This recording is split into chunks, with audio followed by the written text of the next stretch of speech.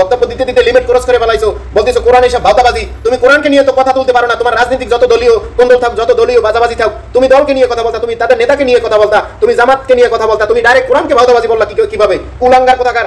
এই কুলাঙ্গার কোন জায়গার নেতা? একে বিএনপিতে রাখেন না, বিএনপির মান সম্মান ইজ্জত সবকিছু ধ্বংস হয়ে যাবে। এই নেতা যেই দলে আছে সেই দল কিন্তু একদম দলের 12টা বাজবে। যদি মানুষও 12টা না বাজে, আল্লাহ পাকের তরফ থেকে কিন্তু সেই দলের বিরুদ্ধে আল্লাহ পাক গজব সৃষ্টি করবে। তাই সতর্ক হন, এই ধরনের নেতা দলে রাখেন না। দলে রাখলে আপনাদের দল কিন্তু জনগণ না পারুক, আপনাদের দল কিন্তু আল্লাহর তরফ থেকে একদম গজব নাজিল হয়ে আপনাদের দল কিন্তু ধ্বংস হয়ে যাবে। কারণ দেখেন, একটা মানুষ কোরআনের বিরুদ্ধে কথা বলতেছে, কোরআনকে বলতেছে ভাওতাবাজি। তোমার দলীয় বাজাবাজি, দলীয় শত্রুতা থাকতে পারে, তুমি তাদেরকে নিয়ে কথা বলবা। সেই জন্য তুমি সরাসরি কোরআনকে বলবা ভাওতাবাজি, কোরআনকে অস্বীকার করবা, কোরআনকে অবমাননা করবা। কোরআনকে অস্বীকার করছিল ফিরাউন, কোরআনকে অবমাননা করছিল ফিরাউন, কোরআনকে স্বীকার করে নাই, আল্লাহকে স্বীকার করে নাই। তার অবস্থা আজকে কি? এই ফিরাউনের লাশ আজকে পৃথিবী থেকে আল্লাহ পাক চাইলে মাটির সাথে মিশিয়ে দিতে পারতো, কিন্তু ফিরাউনের লাশ অক্ষত রাখছে এই কারণেই যে ফিরাউনের লাশ থেকে